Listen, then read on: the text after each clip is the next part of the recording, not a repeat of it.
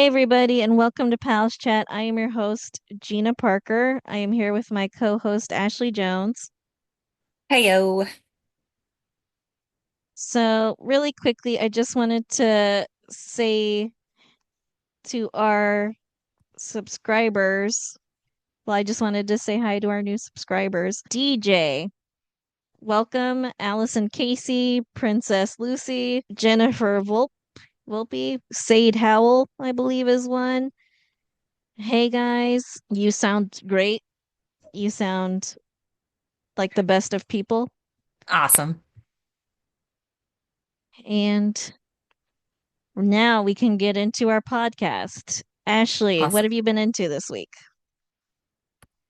I finally jumped on the Severance bandwagon and I am watching Severance. It's pretty dark, but thank you for warning me that it's pretty dark. Honestly, normally when I have a show that I'm watching, I know how to describe it, but this one's weird. Essentially, it's a zoom in on a employee that works for a big scary corporation whose memory of work and their home life have to be medically severed. And so they have no memory of what their life is outside the building, and they have no memory of what they do inside the building.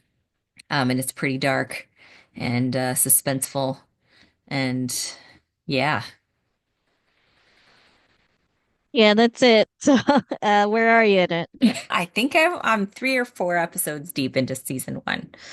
So it's just the new hire is starting to push the limits of what is expected, and her office self anyway wants to quit, and the you get to see the company's attempts to sort of re-educate her, which sort of skirt the line of abuse, I guess. At least mental torture. So that was a little disconcerting. And then the episode I just started, but I don't haven't gotten to it yet, had like a warning, images of self-harm, and I was like, oh, so I have to be really careful where I watch this. Told you it was dark. So it's dark. It's definitely dark. It's very intriguing though, because like you're like, oh my God, what's happening next? What is going to happen next? What will I find? So that's kind of cool. That What are is you cool. watching?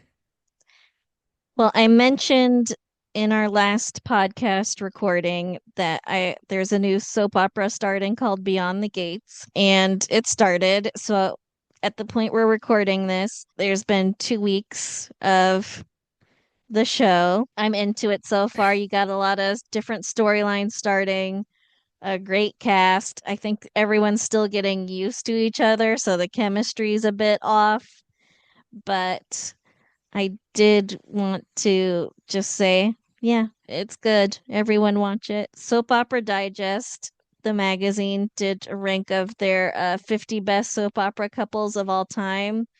And some of them were from All My Children. And I think almost all of them I've discussed with you already. So I'll just say what those are. And this is from like any soap opera ever. And so number 47 was Cliff and Nina, which were the super couple of the 80s. You know, she's currently going through a mental breakdown as we're talking about 1985, but they were the super couple of the 80s. Then number 40 was Bianca and Maggie, the same-sex couple from the 2000s, which we talked about for our Love in the Afternoon segment. Like, I loved them so much.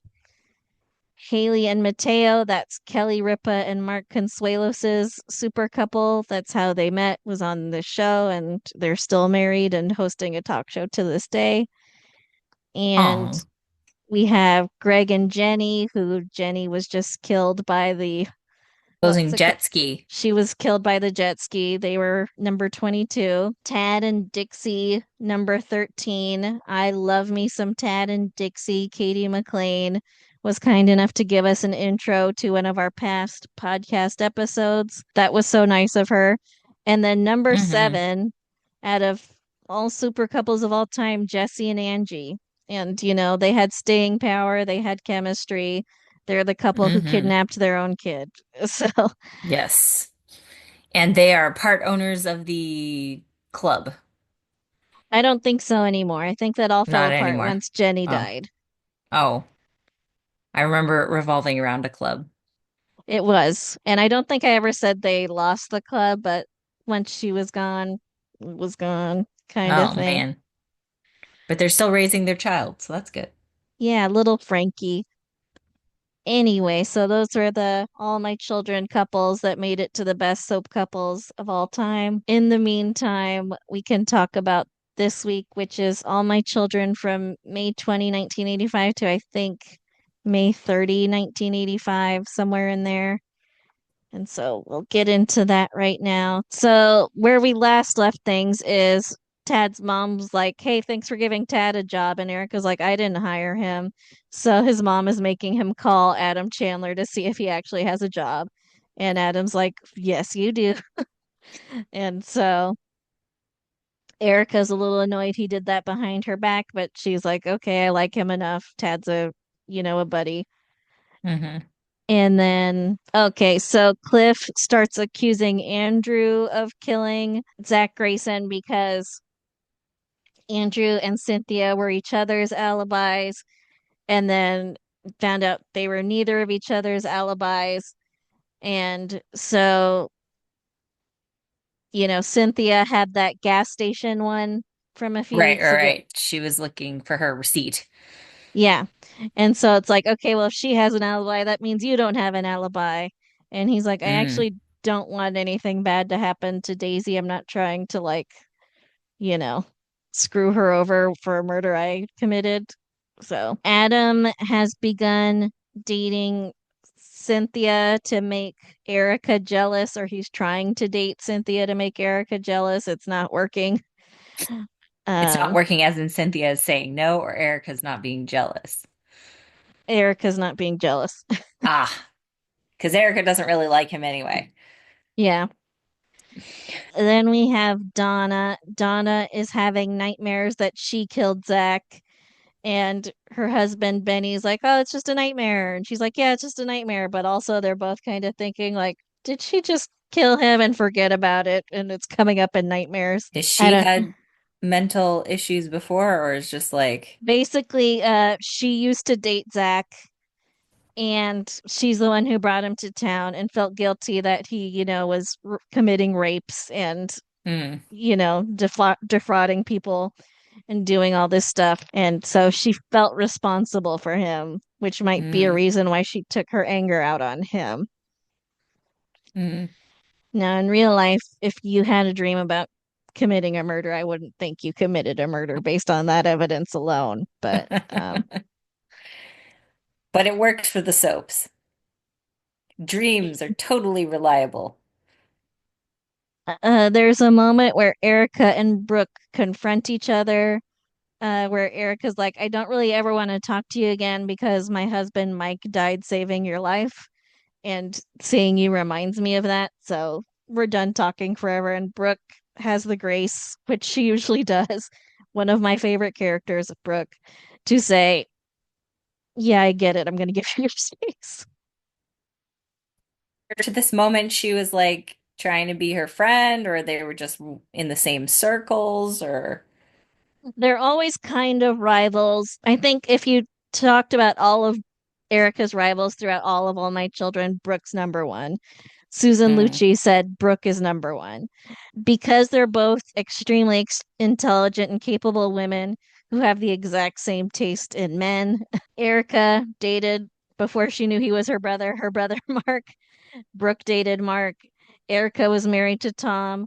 Brooke was married to Tom. It's one of those things that kind of keeps going and they keep getting put into these orbits and, you know, I mean, it's a small town, I guess. mhm. And it's only going to continue throughout the years, as you'll see. I think Brooke and Erica are actually equals in a lot of ways. They're both extremely successful, resilient women who, you know, get a lot of the men they want. So it's a fair fight between the two of them. Erica has a few rivals over the years. I think Brooke's probably her most equal. Um, Mm. in that regard. A lot of times I will side against Erica's rivals, but I do like that Erica and Brooke can have these moments where they're mature enough to be nice to each other when the moment calls. Hmm. Like when Erica was in prison or was on the run for that murder, she Hmm. didn't commit. She asked Brooke to be the one to report on the story because she knew Hmm. Brooke was an honest reporter. There's a mutual level of respect there Hmm. as well. Okay. And, there's been times where Erica's like, the problems in your marriage with Tom are that, he doesn't like when women get too independent and, that kind of stuff. And Brooke's friends are like, I can't believe she said that to you. And Brooke's like, she's actually 100% right. She's great at reading people. Mm. So it's a mutual respect thing as well, which I think makes their dynamic fascinating. Mm. So Erica is meeting with her buddy Ellen, and she's like, "Hey, you should take Ross back because he's really sad without you." Surprise, And usually Erica gets up to more deviousness other than what seems like holding healthy boundaries. and so then we have Cynthia, and so Cynthia goes to Palmer's house because they're having marital problems since, like he found out, her son isn't really Ross's son and that she's been conning him the whole time. And so he's trying to end the marriage, go back to Daisy. But Hmm. she's like, I demand to see Palmer because I am pregnant with his child. And Oh, and so Myra thinks this is hilarious because Palmer never told Cynthia that he's sterile. And so she's like, I demand to see him. I'm pregnant with his child. And she's just like, LOL. And she's like, I honestly wish he was home because this would be great for him to tell you. did she tell her, or No. does she just goes, this you don't know how dumb you sound right now. Uh-huh. Oh, And okay. it's actually a kind of a fascinating scene for that reason. The audience and one character are in on a secret that another character isn't. Homer tries to use his influence to go to the governor and get Daisy freed from prison, but the governor says no. He tries to bribe the governor. It makes things worse. So, Bribes usually do that. Yeah. all for love. So, Erica is writing a sports column for her magazine, or she's got some kind of sports issue of her magazine. So she goes to her ex-husband Tom because he was a former NFL player, Hmm. but Adam is spying on them because Adam's a little jealous and he's worried Erica will go back to Tom. Mm. And Daisy's still in jail this whole time. Yeah, for she's life in prison was what she got. Mm. All right. And so Donna used to be married to Palmer. She works at a spa now. And so Cynthia goes there for a spa treatment and is like, did you think you got a good divorce settlement because you had a son with Palmer? And Donna's like, oh, my son wasn't with Palmer. My son was with Chuck because Palmer's sterile. And so Cynthia finally learns the truth and has to change her tactics. I gotta go for winners, Erica, because again, she didn't get up to anything nefarious and just set some healthy boundaries.